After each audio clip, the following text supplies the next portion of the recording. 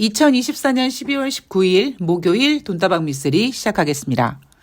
감기가 유행인 것 같아요. 어제부터 좀 컨디션이 좋지 않더니 오늘 이따가 새날도 가야 되는데 날씨는 춥다고 하고 걱정입니다. 여러분들 모두 몸 관리 잘 하시고요.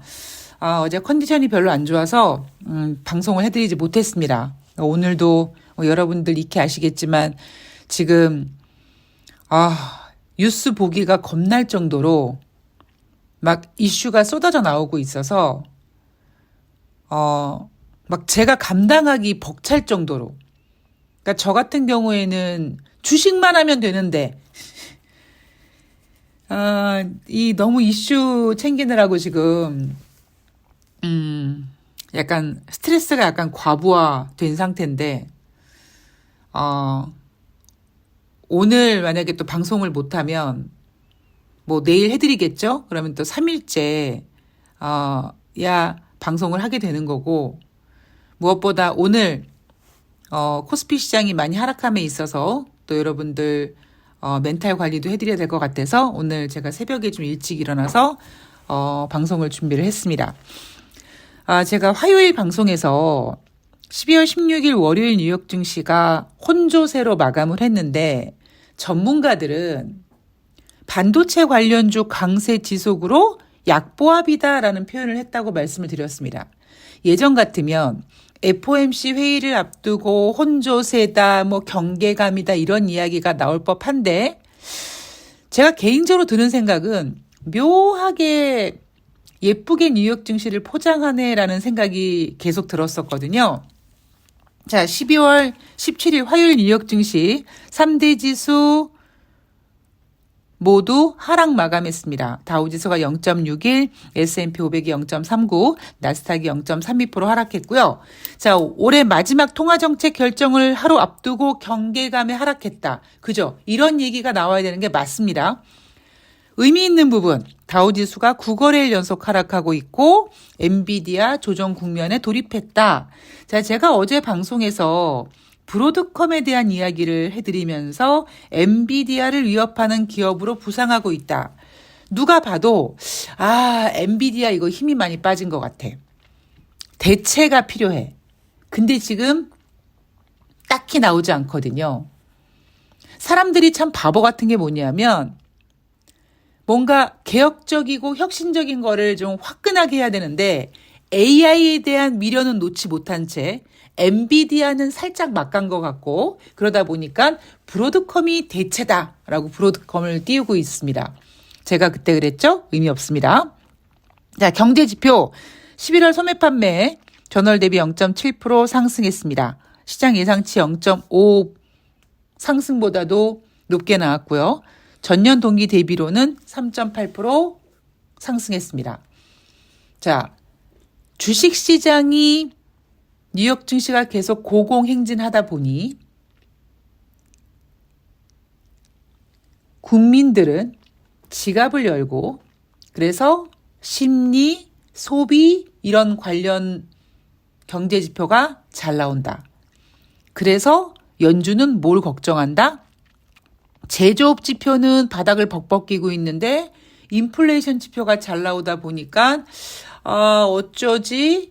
이거 자칫 잘못하면 스태그플레이션 아니면 그동안에 연준은 왜 금리를 인하했던가? 더 나아가 지금 연준은 더 금리 인하를 하고 싶은데 이놈의 소매 판매를 비롯한 인플레이션 지표가 출렁거려서 굉장히 지금 혼란스러워하고 있습니다. 자, 제가 전체적인 시황에 대해서는 뒷부분에서 다시 설명해 드리도록 하겠습니다. 자, 금리 결정에 관련돼서 12월 17일 화요일 날 나온 얘기는 CNBC가 미국 경제가 견조하고 인플레이션이 재가열 조짐을 보이는 와중에 이번 달 금리 추가 인하 조치는 불필요한 것이다 라고 얘기했습니다. 자, 얘기했죠. 자, 야, 금리 인하하지 마. 지금 인플레이션 지표를 봐. 왜 금리 인하를 하니? 그런데 연준은 또 금리 인하를 단행했습니다. 자, 12월 18일 수요일 뉴욕 3대 지수는 약간 큰 폭의 하락을 보였습니다. 다우지수가 마이너스 2.58, S&P 500이 2.95% 하락, 나스닥이 3.56% 하락했습니다. 다우지수가 10거래일 연속 하락 중이고 1974년 이후 50년 만에 이렇게 열흘씩 계속 하락하는 거는 처음이라고 하죠. 왜 이날 뉴욕 증시가 하락했느냐? 연준이 금리 인하 속도를 늦추겠다고 시사해서 그렇다라고 얘기합니다. 진짜 그럴까요? 자, 이 이야기는 제가 뒷부분에서 한꺼번에 해드릴게요. 자, 3분기 미국의 경상 적자가 전분기 대비 13.1% 증가했습니다. GDP 대비 4.2%에 육박하는 금액이라고 합니다. 금리 결정. 자, 12월 FOMC 회의에서 25bp 금리 인하 단행했습니다. 그리고 내년 FOMC 회의에서 기준금리 인하 횟수를 지난 9월 FOMC 회의에서는 4번이라고 했는데 2번으로 줄였습니다.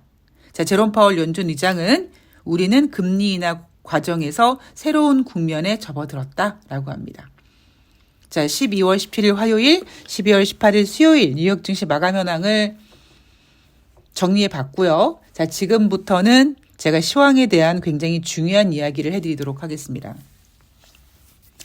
돈다방 미스터리는 뭐 요즘에 약간 제가 이 핑계 저 핑계 대면서 예전처럼 방송을 막 매일 하진 못하지만 그래도 꾸준히 방송을 올리고 있고 그 방송 내용은 여러분들이 언제든지 다시 확인할 수 있을 만큼 딱 고정되어 박제되고 있습니다. 제가 얼마 전에 여러분들께 이런 얘기를 해드렸어요. 트럼프 대통령이 1월 20일 취임을 합니다.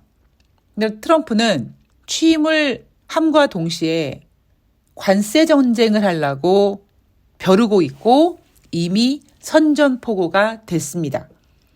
그래서 제가 여러분들께 뭐라고 말씀드렸냐면 그러면 뉴욕 증시는 관세 전쟁을 시작하게 되고 그렇게 되면 인플레이션이 상승하게 되고 그런 모든 과정들이 1월 20일 트럼프가 취임한 다음에 벌어질까요? 아니라고 말씀드렸죠. 주식이 가지고 있는 가장 근본적인 성질, 이슈를 땡겨 쓴다. 그래서 제가 12월 중순, 뭐 중순이라고 정확히 말씀드렸는지 모르겠습니다만 12월로 넘어가고 그러면 뉴욕 증시가 힘이 빠질 것이다. 원래는 제가 2025년 1월달 주식시장을 별로 좋게 보지 않았다가 트럼프가 당선된 다음에 요거 이슈가 좀 땡겨질 수 있을 것 같아서 12월 달은 좀 조심해야 됩니다라는 이야기 해드렸습니다.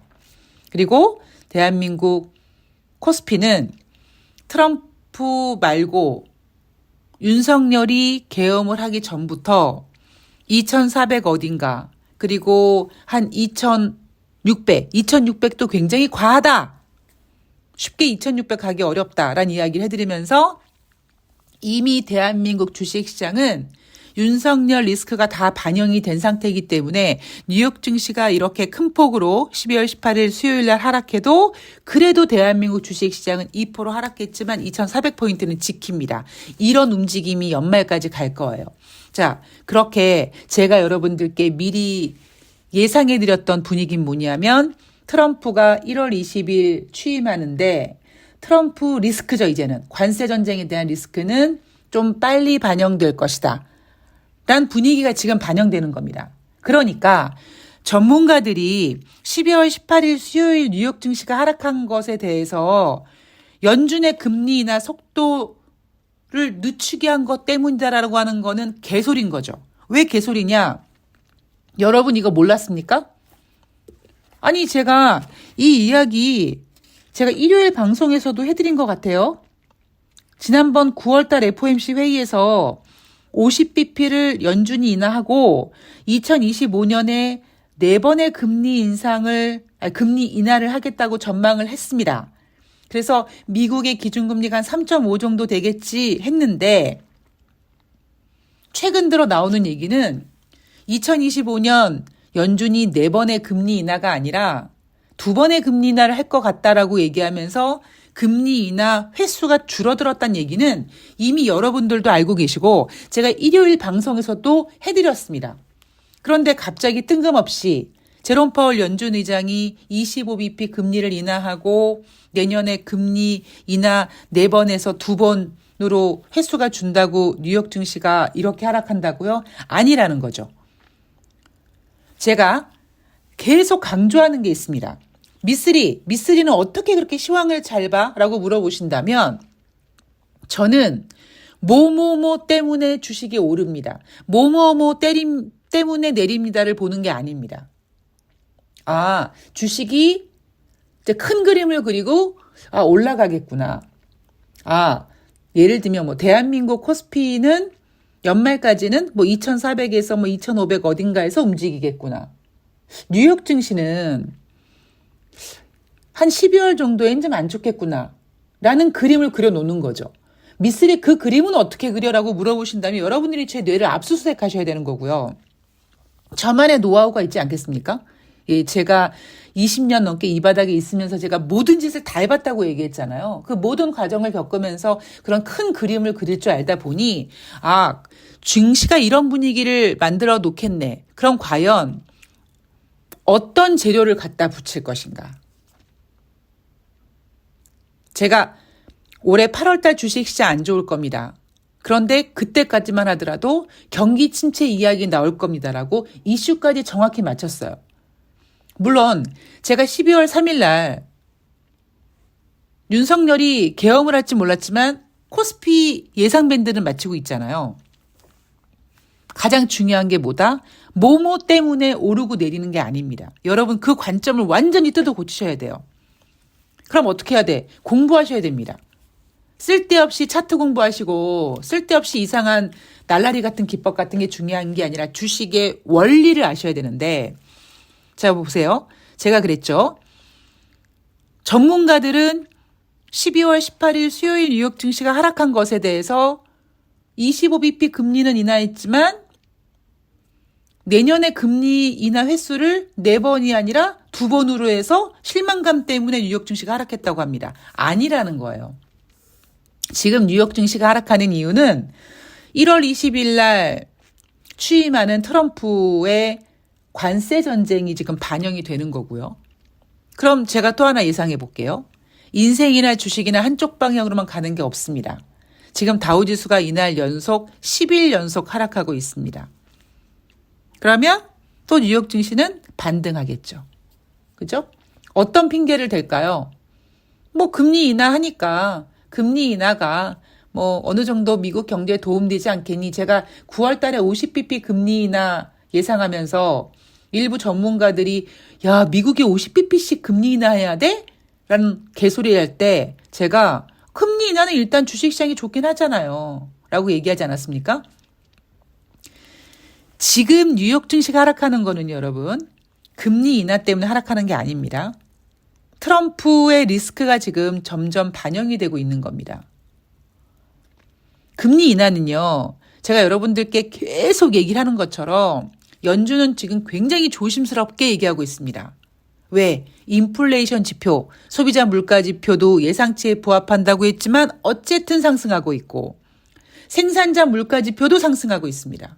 거기에 소매 판매도 예상을 넘어서 지금 0.7%씩이나 상승하고 있어요. 이유는 뭐다? 주식시장이 어쨌든 좋다 보니까 미국 국민들이 지갑을 여는 겁니다. 자, 또 하나. 제가 전문가들이 뭐 11월 말 정도 되면은 산타랠리 타령한다 뭐 한다 그렇게 얘기했을 때 제가 여러분들한테 몇 번을 주입해 놓은 내용이 있습니다. 여러분 전문가들이요. 10월 달에 이런 얘기 했어요. 올해 산타랠리 기대하기 어렵다. 그런데 주식시장이 의외로 강하니까 산타랠리 비스무리한 타령을 막 합니다. 그죠? 산타랠리라고 꼭 집어서 얘기하진 못해요. 왜? 산타랠리라고 꼭 집어서 얘기하면 인플레이션 지표를 너무 크게 자극하게 되거든요. 그래서 제가 여러분들한테 연말 뭐 주식시장 그렇게 좋지 않을 수 있다.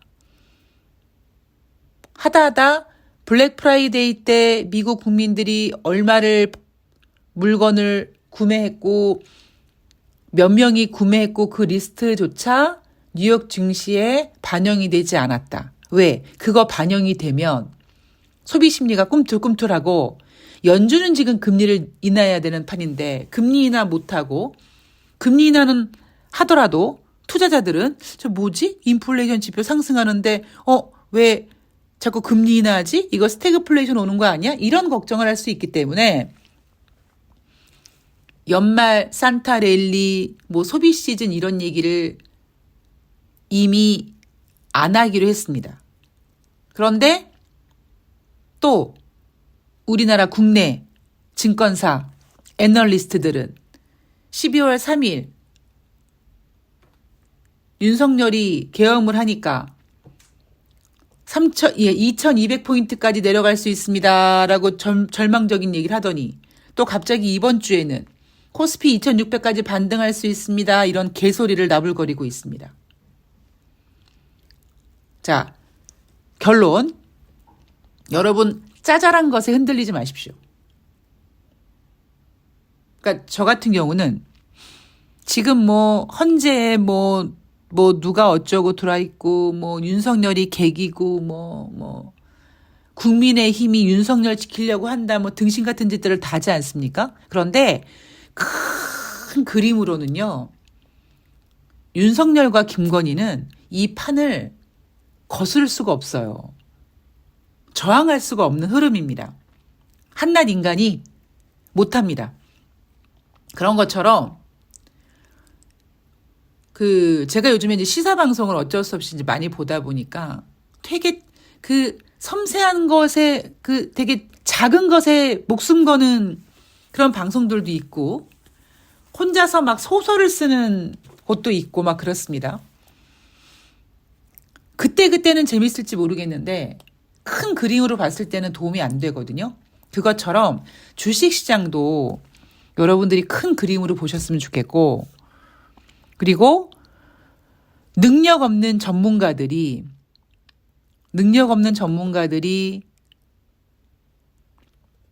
미국이 금리를 인하했는데 내년에 금리를 4번이 아니라 2번 인하한다고 그래서 실망감 때문에 하락했어요. 이런 개소리 하는 거 믿지 않으시길 바랍니다. 진짜 주식시장이 뭘 보고 있는지 주식시장이 바라보고 있는 포인트와 전문가들이 바라보고 있는 포인트가 다릅니다. 왜? 전문가들은 모르거든요. 당장 올라간다고 아우성치고 반등한다고 아우성치고 어느 증권사죠? 2600포인트 올라간다고 했던 증권사가 야 미쓰리 너 왜 그렇게 국내 증권사를 그렇게 해? 잘하라고요. 잘하라고. 못하잖아요. 뭘 뉴욕 증시가 하락했는데 금리 인하 횟수가 줄어서 하락했다라고 하는 개소리 합니까? 그게 아니라 12월 최소 중하수는 모르겠습니다. 제가 그때 얘기했을 때 중하순이라고 한 건지 12월이라고 하는지 모르겠는데 아마 12월 초순이라고는 안 했을 거예요. 제가 분명히 그림이 제가 그려져 있는 게 있으니까. 그러면 어차피 12월 요때는 뉴욕 증시가 하락하게 되어 있고 이유는 트럼프의 관세 리스크가 이미 반영이 되고 있으며 금리 인하와는 상관이 없다. 다른 거 다 필요 없고 제가 그랬죠. 여러분 전문가들이 산타랠리 타령을 하지 않는다. 금리 인하 횟수 4번에서 2번? 그건 이미 나왔던 얘기고요. 더 나아가 내년에 과연 연준은 2번의 금리 인하는 할 수 있을까요? 전 이런 퀘스천 마크를 계속 던지고 있습니다.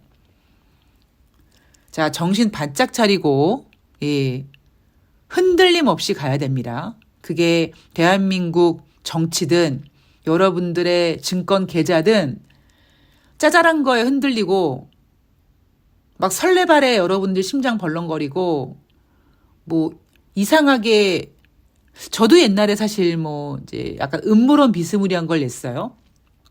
근데 생각해보면 음모론이 아니라 그냥 큰 그림이었던 거죠. 예. 저도 약간 음모론자이긴 하지만 최소한 주식시장에서는 음모론자는 아닙니다. 그냥 큰 그림을 그릴 뿐이지. 자, 여러분 정신 꽉 잡으시고요. 시황은 미쓰리의 시황은 제가 계속 매일매일 마치 녹음기 틀어놓듯이 똑같이 하는 얘기에 그 시황에서 달라진 게 없습니다. 이미 12월 중하순부터 뉴욕 증시가 트럼프 리스크가 반영이 될 거라는 걸 말씀드렸고 금리 인하 4번에서 2번, 내년도 2번은 할 수 있을까라는 퀘스천 마크 던지고 있고요. 대한민국 주식시장은 2,400에서 2,600은 좀 어렵고 2,400에서 뭐 거기 어디가에서 그냥 이렇게 한 해를 마감할 것이다 라는 시황 변하지 않습니다.